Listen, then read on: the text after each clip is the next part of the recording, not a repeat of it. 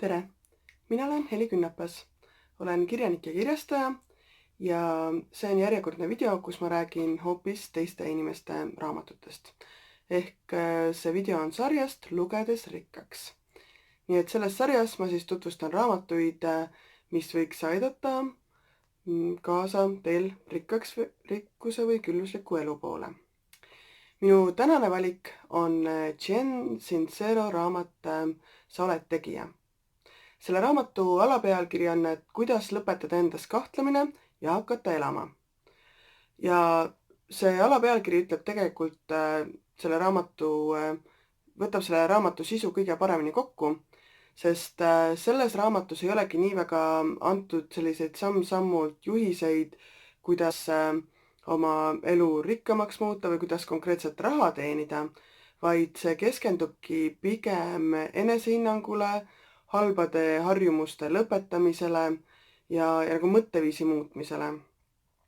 Et eks jah, küllusega seotud raamatud on enamus seotud mõtteviisiga, kuid selles raamatus on jah veel eriti palju sellist nii mõtteviisi kui just enesehinnangu küsimusi.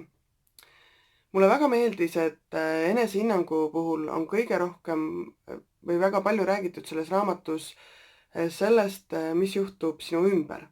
Et kui sina ütled, et sina ühel hetkel hakkad oma elu muutma, et mis siis hakkab juhtuma ja juhtuma hakkab enamasti siis see, et sind ümbritsevad inimesed leiavad põhjuseid, miks sinu plaanid, elu muutmise plaanid on halvad, miks need ilmselt välja ei tule, miks sa ei peaks seda tegema, sest äkki läheb kõik halvasti ja siis on väga raske ja keeruline.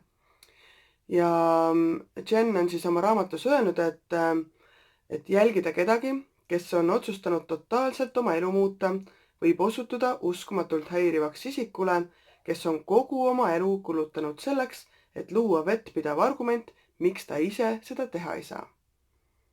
Ja see võtab minu jaoks ideaalselt kokku selle, et kui kes iganes meist on teinud midagi uut või teistmoodi, siis ilmselt on leidunud inimesi, kes kõrvalt ütlevad, et oi, see on halb ja raske ja igaks juhuks ära tee. Et me peame enda jaoks selgeks tegema, et need halvad sõnad ei ole enamasti hinnang meie uuele teguviisile või uuele ideele, vaid need sõnad tegelikult näitavad selle teise inimese sisemist ebakindlust või hirme. Ja Jen on hästi palju oma raamatus keskendunud sellele mõttele, et me ei saa teiste inimeste hirmude tõttu jätta enda elus uusi ja vahvaid asju tegemata. Nii et jah, selline enesehinnangu teema on kõvasti seal esindatud. Ja Jen on veel rääkinud sellest, et kasvamine polegi nõrkade jaoks, kuid see pole võrreldav valuga, mida põhjustab teie praegune elu, juhul kui te päriselt oma eesmärgi poole ei liigu.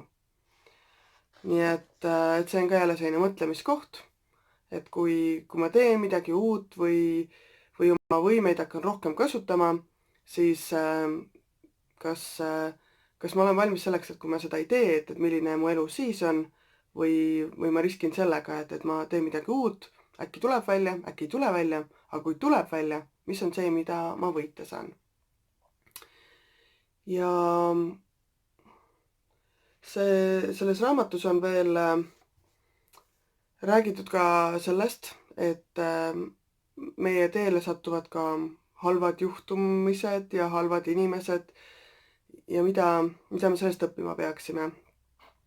Ilmselt on enamus meist kogenud, et mõnikord, kui su elus läheb kõik väga hästi ja kõik nagu kulgeb, siis järgmisel hetkel kindlasti läheb midagi halvasti.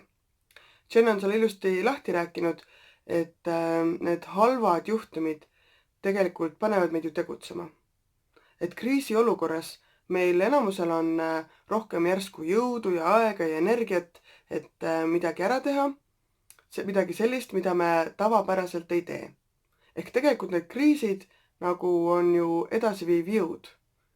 Nii et jääb mulje, et need kriisid tulevadki meie teele sel hetkel, kui me jääme mugavlema ja me ei kasuta enda oskusi, andeid, teadmisi. Nüüd selle videode sarja ehk Lugedes rikkaks ja minu uue raamatu Rikaste inimeste 30 harjumust Nende kohta ma olen saanud ka kommentaare, et milleks tegeleda sellise teemaga, et miks rikkuse teemast rääkida ja et selline raha tagaajamine. Tegelikult ei ole ju nii. Kes on lugenud seda raamatut või lugenud mõnda nendest, mida ma siin tutvustanud olen, siis küsimus on enda oskuste ja annete kasutamises. Rikkus, küllus tuleb meie ellu siis, kui me kasutame seda, mis meis on, aga enamus inimesi meist lihtsalt ei tee seda. Ja Jen on selles raamatus Sa oled tegija ka öelnud, et üks vabandus inimestel tavaliselt on see, et ei saa midagi teha, sest mul ei ole aega. Aga kui mõelda seda, et meid pannakse mingisse olukorda, kus tuleb midagi äkitselt ära teha, siis kõigil on aega. Või teine, kui sulle antakse mingi töö tegemiseks 6 kuud, siis ilmselt läheb see 6 kuud. Kui sulle antakse nädal, siis ilmselt läheb see nädal. Nii et see on kõik selline tunnetuse küsimus, prioriteetide küsimus. Kõigil on meil aega, kõigil on meil energiat, teadmisi ja oskusi. Asi on ainult selles, kas ja kuidas me neid kasutame. Nii et see raamat Sa oled tegija on järjekordne, mida ma julgen tõesti soovitada. Ja sellise enesehinnangu, paugu nagu enesehinnangule või sellist positiivse nagu käimalöömise kindlasti see raamat annab.